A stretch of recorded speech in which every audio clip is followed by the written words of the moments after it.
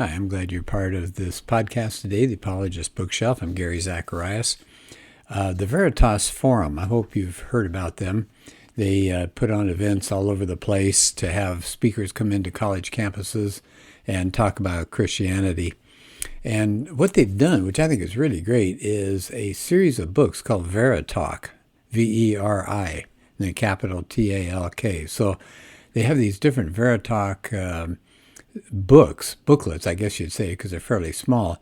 But what they have is each one has an original talk by somebody who's come onto a secular campus, and as well audience Q&A, so that you can see what went on during the conversation. They have discussion questions they've asked. So it's a really complete little booklet here. It's wonderful.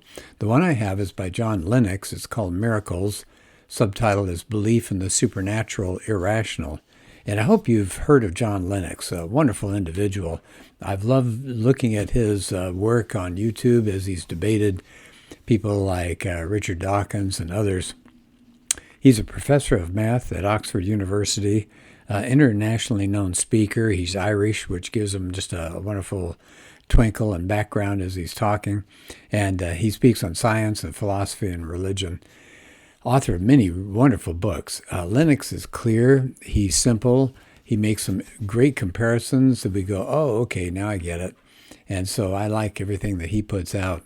So these booklets, by the way, this one on miracles, the Veritas booklets, are so nice because the entire booklet is, 50 pages. 50 pages. So you can get through it pretty quickly. Of course, the price is reasonable too. And I just like the people that they've got in these Veritalks, and I like the way they add the Q&A and things like that to see what the professors, what these speakers have had to say after their talk when people challenge them or ask particular questions. So here comes the book. Miracles is Belief in the Supernatural Irrational. And John Lennox starts off by saying, which I think is wonderful, he says he was at Harvard when he spoke. So he says, I'm interested to see that the motto of your university is the word that stands behind me tonight, Veritas, which indicates that the founders were interested in truth. Now, you know what I think is really cool about that? He's starting like Paul did. Do you remember the story in Acts where Paul goes to Athens? And then he gets up to speak, and instead of just starting in and giving the people a whole bunch of Jewish background, which that audience wouldn't have understood, Paul connects. He makes a cultural connection with them. And he talks about, oh, I see you're religious and you have a statue to the unknown God and things like that. And so he connects with them immediately and even quotes from some of their own people. So Paul does that, and so does John Lennox. He starts with making a connection with Harvard and truth. And he said, as he got older, as he grew up, he said he wanted to get to know people that didn't share his worldview and befriend them. And he said he's done that ever since. He said he was in Eastern Europe. He's actually in communist countries during the Cold War, and he speaks Russian. So he actually had a chance to speak in their academies of science. And he said one question that kept cropping up. He said, that's the question that you've invited me to talk about tonight. Miracles, is belief in the supernatural irrational? So he says, let's start with a definition. The Oxford English Dictionary says a miracle is a marvelous event occurring within human experience which cannot have been brought about by human power or by the operation of any natural agency and must therefore be ascribed to the special intervention of the deity or some supernatural being. And he said, if there's no such thing as a supernatural being, there goes miracles. We don't need to talk about them. So he said, first, we got to start with the big question. Is there something beyond the material universe, or you could call it supernature of some kind? Is there something beyond this world or not? So what are we talking about? He says you've got to start by facing the question of the existence of God. He says Richard Dawkins, is all over the front pages recently. Now, when he talks recently, keep in mind this talk was done in 2012. Okay, so it's a little older talk, but it's not going to ruin anything that Dawkins and what Lennox want to talk about. These are people that are established in their two different realms, materialism and supernaturalism. So he starts off, he talks about Dawkins. He said, Dawkins is kind of the leader of the new atheists. He says he wants to show that science has tossed away the idea of gods. And he's got a book, Dawkins does, called The God Delusion, and it's against the whole supernatural. And he wants to use science as a way to bash religion and abolish it. But as Lennox points out, not all atheists are as extreme as Dawkins is. For example, he quotes from Jürgen Habermas. He's a German intellectual who is an atheist. But he says religion is an important source for creating meaning. In fact, Habermas warns Europe that the educational system, the legal system, even our idea of human rights all come from the Judeo-Christian tradition. And it says, interestingly, that Habermas is, being one of the leading intellectual atheists on the continent, says this: to this day, we have no other source. Everything else is postmodern chatter. And Lennox says that's a fascinating statement coming from an intellectual atheist. Yeah, no kidding. So that's the end of the first section of his talk. And what they've done, and I mentioned this before, they break up this talk. I say they, the Veritas people, break up the talk with some questions for discussion. So just to give you an idea, at this point in his talk, the question comes, do you have close friends, as Professor Lennox does, who do not share your worldview? How do you engage them in conversation about those worldviews? Now, notice those questions are not geared necessarily for a Christian to respond. Just anybody who's got a friend who doesn't share a worldview. So these are very non-threatening questions. And then here's a question dealing with college students. Again, not necessary for Christians. It just says, what do you think the general climate on campus is? Is belief in God an insult to the intellect? Why? Okay, so I think that's good. And then at the very bottom of this little break in the talk, it says if you want to see what an audience said about this topic, it says go to page 31. Because remember I told you at the end of his talk, they do the Q&A, and you can find out what people in the audience asked and how Lennox responded to them. Okay, so let's go back to Lennox's discussion, his presentation. So he's brought up these new atheists. Now he said they've got their job is to spread the idea that science and God or belief in God are incompatible. And he calls that a myth. He said that's way too simple an analysis. He said, how can science and believing in God be incompatible? He said there are so many leading scientists at his own University of Oxford who believe in God. He said, I can name heads of several scientific departments, world-famous men and women in nanotechnology, electrical engineering, and so on. He said they're believers in God. He said, let me just name one to you. William Phillips, Bill Phillips. He's the Nobel Prize winner for physics. He's a believer in God. So he said, it's clear brilliant science can be done by atheists, sure, but brilliant science can be done by believers in God. It says it shows us the conflict, and it's a real conflict, is much deeper than just say it's science versus belief in God. He said, no, the real clash out there is between two worldviews, two ways of looking at ultimate reality, naturalism and theism. So he said you got naturalism, or materialism, he said we can call it that. Essentially, he says the universe is all that there is. Just look out. Outside, you got stars, you got our sun, you've got this planet, and so on. That's it. That's all that exists. And that has implications, doesn't it, for the nature of explaining everything. There's nothing else to deal with. But he said, we even had old philosophers like Socrates, Plato, and Aristotle. They didn't accept that view. They thought there was something more than the material universe. And so he said, all these years, down through history, he said those two worldviews, naturalism and theism, have divided people everywhere. And he says it's dividing people now. And it's dividing professors, both in Oxford and in Cambridge, in England, as well as Massachusetts. So he said, let's be clear here. He said, what we're talking about is worldview clashing, belief systems. He says one is naturalism and the other is theism. So again, there's a break at that point. And the people at Veritas throw in a couple more, three questions I think are really good.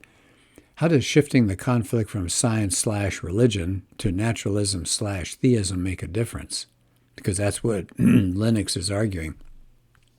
He said, which way does your worldview tend, naturalism or theism? How would your understanding of reality be different if you adopted the opposite worldview from the one you hold? Here's a last question that Veritas throws out here. If you find yourself an intellectual theist but practical naturalist, or vice versa, how could you align your beliefs and practice to be consistent? Now notice how good those questions are, because they don't ask the reader or don't assume the reader is a believer. They don't assume the reader is on Lennox's side, but they're making the reader commit, in a sense. What do you believe and why do you believe it? So I think those are really good questions.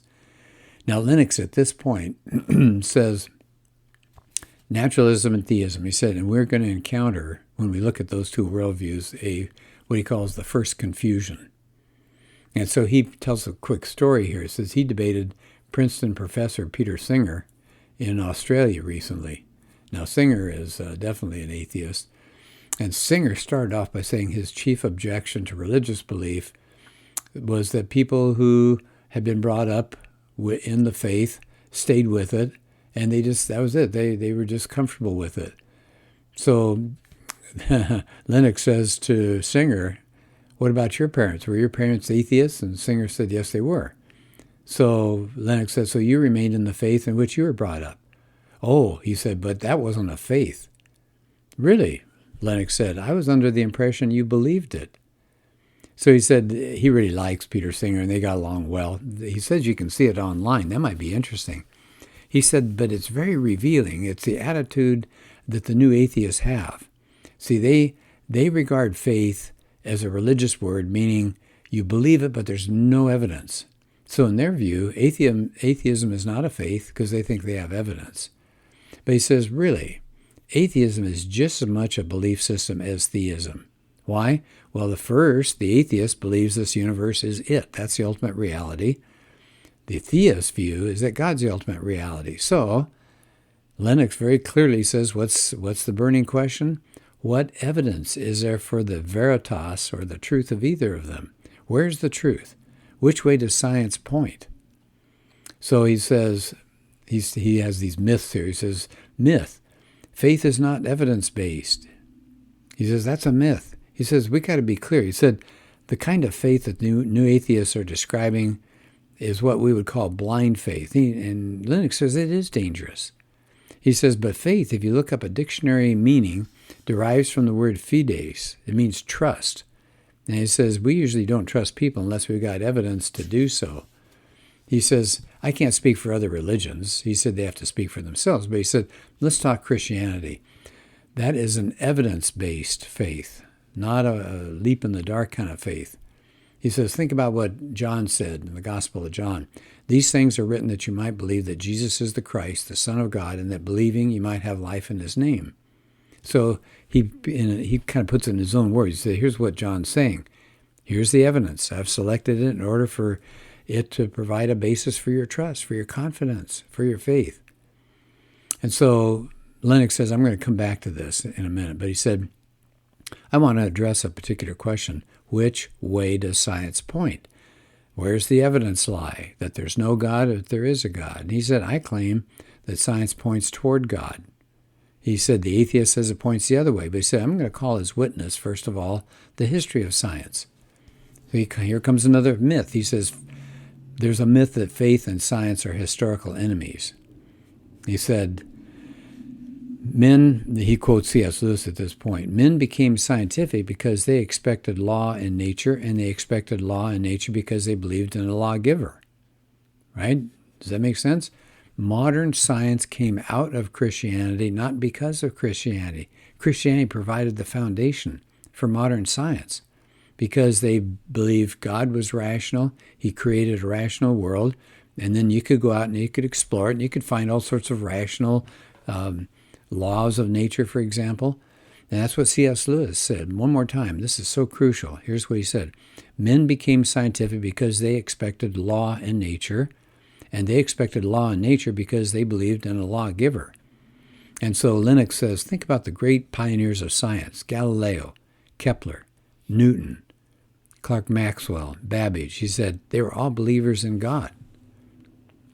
So he said belief in God and the supernatural were not incompatible with science. It was just the opposite. He said, why am I now having to give this lecture on this topic at Harvard? Why isn't why isn't it that we do still believe that there's something more than the natural world if there's such a great harmony between science and belief in God? Why don't we believe that there's more than just naturalism? He said, well, what's going on? He said there's a confusion about the reach of science. He quotes Alex Rosenberg, who wrote a book, The Atheist's Guide to Reality, who says this: the mistake is to think there's any more to reality than the laws of nature that science discovers. So Rosenberg, right, is saying some of you people believe there's more to reality than what nature tells you. So Rosenberg is espousing something called scientism, the idea that science is the only way to truth. And he quotes Bertrand Russell, who is also in that camp. He said, what science cannot tell us, mankind cannot know. Boy, is that strict, huh? You can't know something unless science tells us. And of course, Lennox just jumps all over that. He said, Russell was a brilliant logician, but his logic failed him there. Think of the statement. Lennox says, what science cannot tell us, mankind cannot know. Is that a statement of science? Think about that. No. So if it's true, then itself tells us that we cannot know it. So that's what's called a logically incoherent statement. He said a little bit more fair and more sensible is the view of a Nobel Prize winner, Sir Peter Medawar, who said this: it's so easy to see the limits of science, it cannot answer the questions of a child. Where am I coming from? What's the meaning of life? Where am I going to? It says we need to go outside science for answers to such questions. Isn't that true? The big questions, the ones that we were all concerned with: where do we come from? Why are we here? What's our problem? What's the solution? Where do we go after we die? I mean, those kinds of things, science has limits. It can't answer those questions. So back to Lennox. He said we need to grasp the idea that science does not define the limit of rationality. Rationality is bigger than science. It says, you still have humanities departments here, don't you, at Harvard? Right? If science is the only way to truth, you'd have to shut all those departments tomorrow. He says, I don't think you'd want to do that. He said, neither would I. So he said, the very existence of the humanities shows that scientism is false. I mean, think about that. I'm in the humanities. I'm an English major. And I think about all the things that are said about the human being, about society, about life, about morality, all those things that come up in different humanities. Science can't deal with those things. That's outside its expertise. All right, so at the end of that section of his talk, again, there's a break, and the questions come again. I like these questions. They make people think, even if they're not agreeing with Lennox. So here's the first question. Do you agree that scientism is the reigning view? Can you think of examples you've seen, heard, or read recently? Second question. If rationality is bigger than science, like Lennox argues, what are other ways to find truth? Oh man, that's good. That's a great question. If scientism says you only know truth through science, and theists say no, you can learn truths elsewhere, what are the other ways to find truth? I cover that in some of my talks, so we're not going to take time to do that right now. And then the third question that they have here, do you find the debunking of any of these myths surprising? Because Lennox has been taking on these myths. It says, do you find these compelling? Do you find them questionable? So I think that's really good. Let's do one more section here. This is his second confusion, right? So the first confusion, he was talking about the nature of faith. That the atheist says faith is just a blind leap. And Lennox is saying, no, it's not. Faith is based on evidence, right? It's trust in evidence. And he says there's plenty of that when it comes to the existence of God. Okay, so let's go to the second confusion. He calls it the nature of explanation. He said, it seems to me that a lot of the atheist confusion today, he said, is their concept of God is not the one that I would share for a minute. Their idea of God is what he calls, and what has been said before, as God of the gaps. So remember, Lennox says he's spoken in Russia before. So he said one time he was speaking in Russia, and one of the professors there came up, and he drew a stroke of lightning on the board and said to Lennox, this is absurd, what we're listening to. He said the ancients used to believe the gods were behind thunder and lightning, And then we learned to do some atmospheric physics. We found out it wasn't the gods. So there goes God, right? No space for him. And so he said, and back to Lennox, he said, that's the concept of the God of the gaps idea. I can't explain it, so I'll just plug in God did it. And then when science discovers it wasn't God, it's a bit of modern science, then that's less space for God.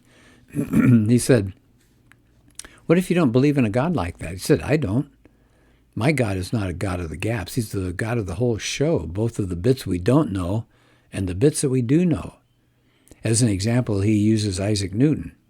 He says when Newton discovered laws of gravitation, he didn't say this, oh, wonderful, I've now got a law and a mathematical description of how it works. I don't need God. That isn't what Newton said. He didn't do that. What he did was he wrote the most brilliant book in the history of science, Principia Mathematica, and that expressed the hope that that would persuade the thinking person to believe in God. In other words, according to Lennox, the more that Newton understood of science, the more he admired the genius of God who did it that way. His God was not the God of the gaps. He talks about Stephen Hawking here. Hawking says we've got to choose between God and gravity in one of his books. And Lennox says that's nonsense. So he says, here's an illustration. I do love his illustrations. He says, suppose I've got a Ford car, right? Well, he calls it a Ford Galaxy. I don't think they make it anymore. But he says, suppose I've got a car, a Ford car, and I say to you, look, I want to offer you two explanations for this car. The first one is the law of internal combustion and mechanical engineering. The other is Henry Ford. Please choose. Well, he says, you'd say, that's absurd. You need both explanations. Ford created it, but he created it, with laws of internal combustion and mechanical engineering. He said, we've got to realize explanation comes in different kinds. If you want to have a complete explanation of that car, that Ford, you have to have a law/mechanism explanation. That's the scientific one. And you have to have an agent explanation. That's Henry Ford, the one behind it all. He said, notice those different kinds of explanation don't contradict one another. They don't. But he said the idea is going around, it's spread by some of Dawkins' ideas, that you got to choose between them. He said that's an elementary category mistake. He says the existence, he said I'm wording it very carefully, the existence of a mechanism doesn't argue against the existence of an agent who designed that mechanism. So he said it's not a necessary conflict between how the universe works and the belief in God who created and sustained it. He says we can't just assume there's only one level of explanation. All right, so he ends at that point, and I will end at that point. There's plenty more in this booklet, but you can see how rich it is. It's a wonderful look at Lennox. And please go on YouTube and check out some of his YouTube debates and all that he does. A kind man, he's not angry, and he comes across sensible and enjoyable to listen to. Well, thank you for being part of this podcast. Talk to you soon.